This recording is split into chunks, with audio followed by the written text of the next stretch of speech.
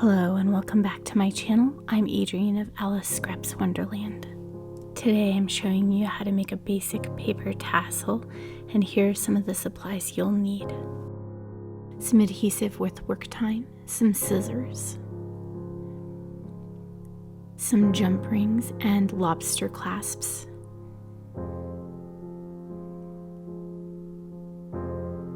thread, this is optional,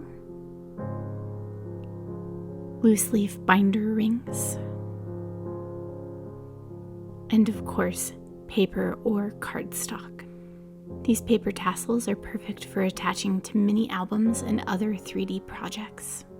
I've chosen a paper from the Harvest patterned paper pad from scrapbook.com, particularly this spider web one. I cut this paper down into strips, and I'll leave the lengths in the description box below. I've marked a 1/2 inch along the top edge of the back of each strip, and this is the line that I'll be cutting to.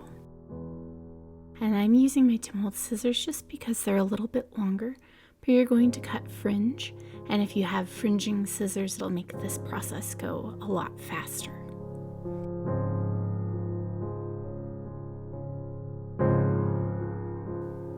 I ended up only fringing 2 of the 3 strips, and I found that that was the perfect amount for this length of tassel. To help make it easier to roll these into tassels, I start by using my fingers to give a little curl to these strips of paper.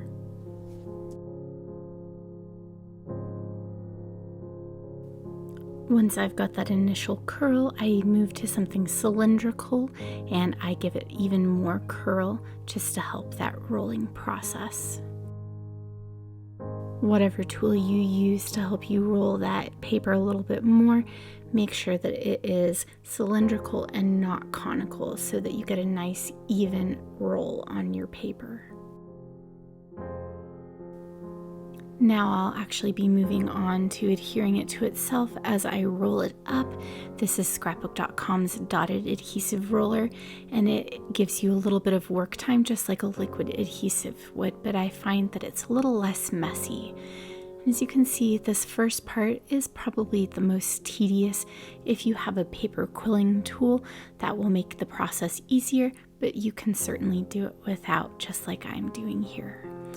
And I just keep moving and working my way along, slowly rolling this into a nice, neat roll. You want to make sure that you keep things lined up and take your time so that you have a nice looking paper tassel when you're done. When I get to the end of a piece of paper, I like to tack it down with a little bit of liquid adhesive. As you roll your paper, it will squish the glue out to the very edge, ensuring that it's tacked down nicely.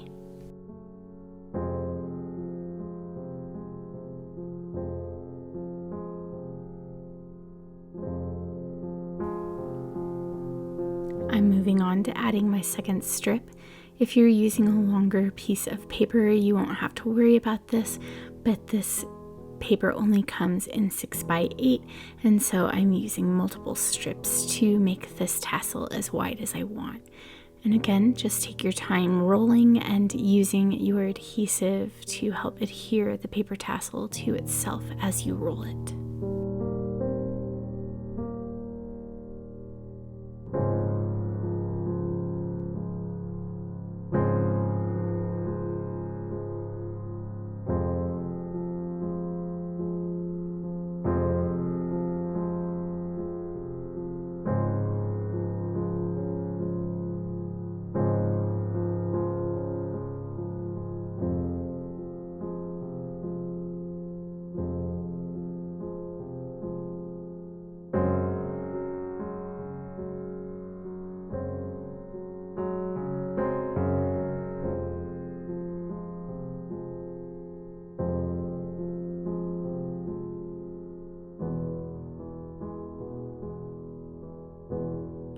These smaller strips are for finishing off the top of your tassel. I added a little bit of stitching to this 1/2 inch piece, and I'm just trimming off the excess threads. This part is totally optional, but I definitely like the way that it looks.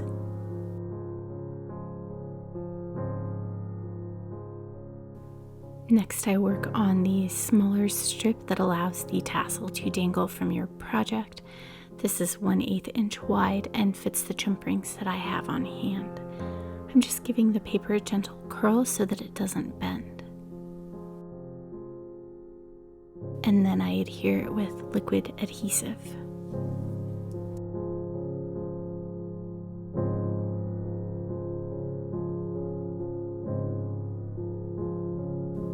If you haven't already, you should make sure that your thin strip of paper fits your jump ring. I've already done that, but just so that you can see how it should fit, this is what it should look like. There's no exact science on how long this strip should be. I'm just doing what looks good and then snipping off the excess.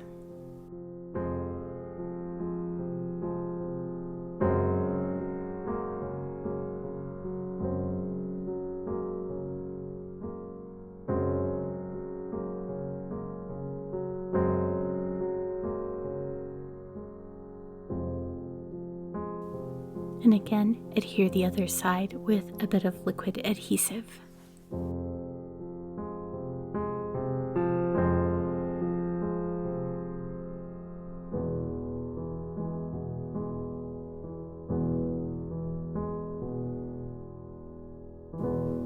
Next, I add the finishing strip with the stitching, and I'm using liquid adhesive to start it.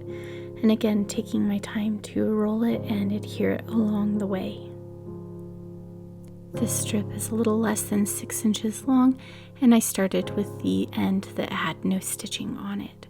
I sewed only the portion that was visible plus a little bit for overlap. Before I finish off this piece, I want to tuck those loose threads in, and I add just a tiny bit of adhesive to tack them down in place.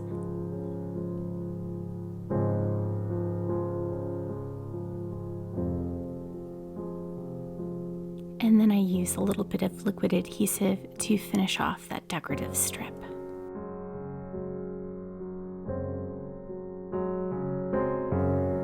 I attach the jump ring and the lobster claw, and then I give the tassel a little fluff by pulling back on the fringe. To attach it to your project, simply hang it from a loose leaf binder ring like I do here, or you can attach it through an eyelet or grommet. For my mini album project, I made 2 more tassels, and you can see that I also changed out the color of my lobster claw and jump rings. And that's it for today's tutorial. Don't forget to like, subscribe, and turn on that notification bell. Later, I'll be sharing a tutorial on how to add charms and other dangles to your tassels that you won't want to miss.